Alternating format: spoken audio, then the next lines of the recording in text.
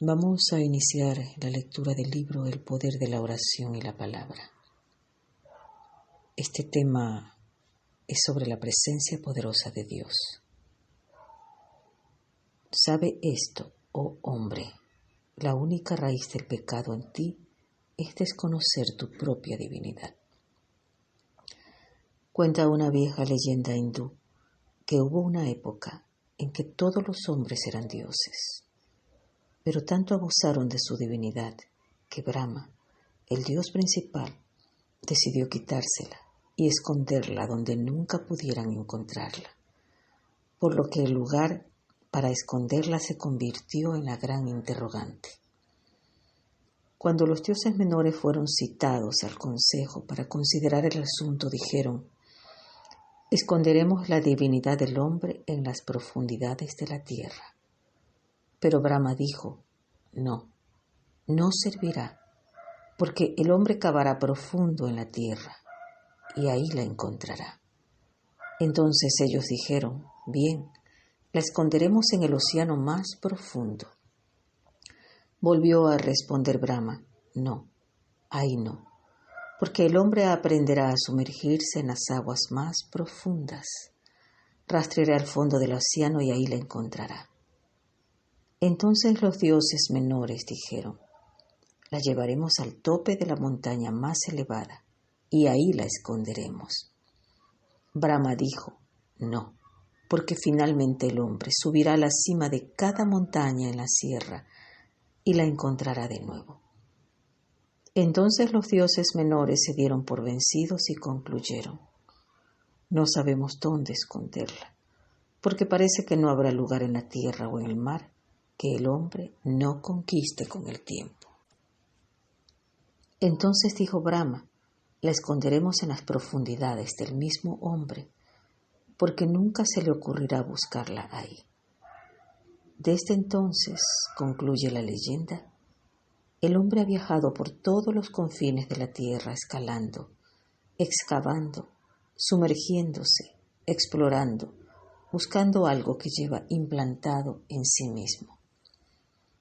Hace 2000 años que un hombre llamado Jesús la encontró y compartió su secreto. Pero en el movimiento que surgió en su nombre, la divinidad en el hombre ha sido el secreto mejor guardado de todas las épocas. Tal vez a algunos de nosotros nos ha pasado que cuando viajamos por la carretera, al llegar a una curva nos encontramos con un letrero que dice: arrepiéntete, el final está cerca. Tal vez con la intención de motivarnos a buscar a Dios. Y en estas situaciones es cuando nos preguntamos: ¿estas son las enseñanzas que en el monte y bajo el cielo nos ofreció Jesús? Pero, ¿qué enseñó Jesús realmente? No es fácil la contestación. Sencillamente porque hemos sido limitados por la religión sobre Jesús. Él no vino a fundar una religión nueva. Él dijo: no penséis que he venido a abolir la ley o los profetas. No he venido a abolir, sino a cumplir. Mateo 5:17. Él solo buscó elevar el nivel de enseñanza de los profetas, de interpretar las verdades antiguas a la luz de la experiencia contemporánea. La suya era una vitalizadora religión de espíritu, guiando hombres y mujeres a una relación personal, directa, íntima con el Padre, donde la proximidad es lo más importante. Ocasionalmente escuchamos a alguien decir que tiene una nueva religión. ¿Qué quiere decir esto? El trabajo de salvación o el ingreso al reino de los cielos no se da por convicciones prefabricadas, por unirnos a una iglesia o profesar un credo, porque para Jesús la religión no era simplemente una forma de creer o adorar.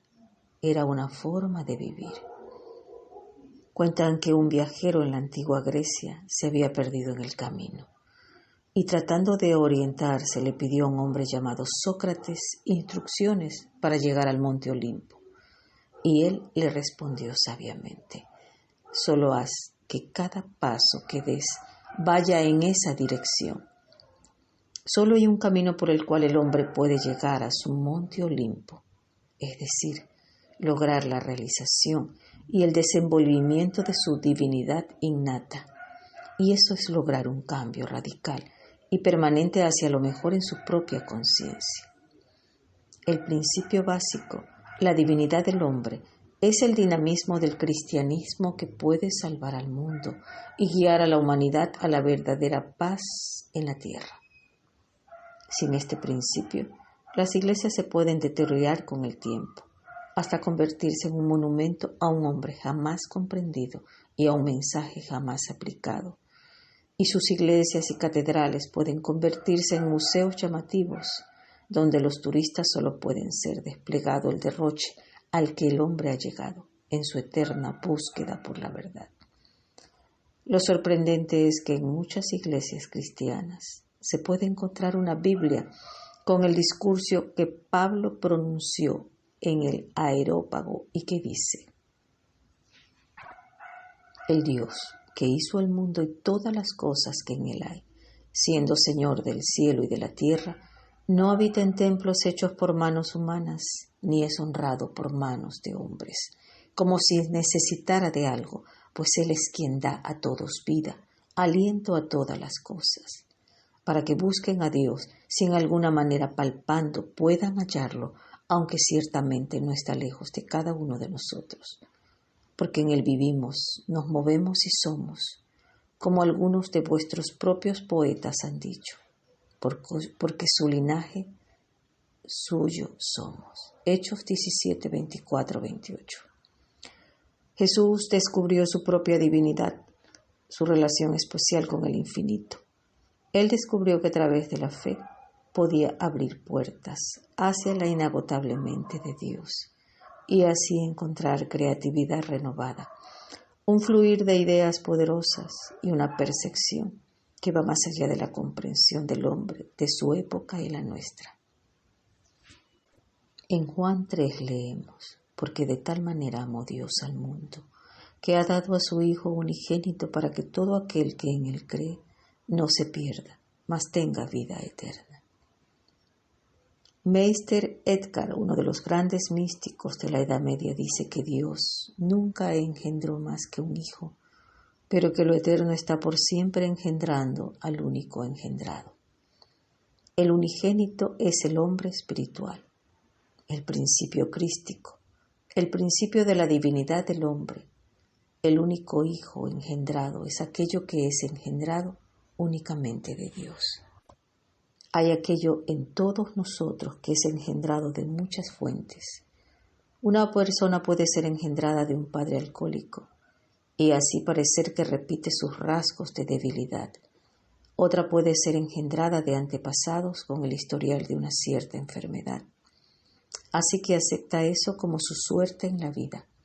Y muchos de nosotros somos subliminalmente engendrados de la explotación por los anuncios en periódicos, revistas, televisión, etc.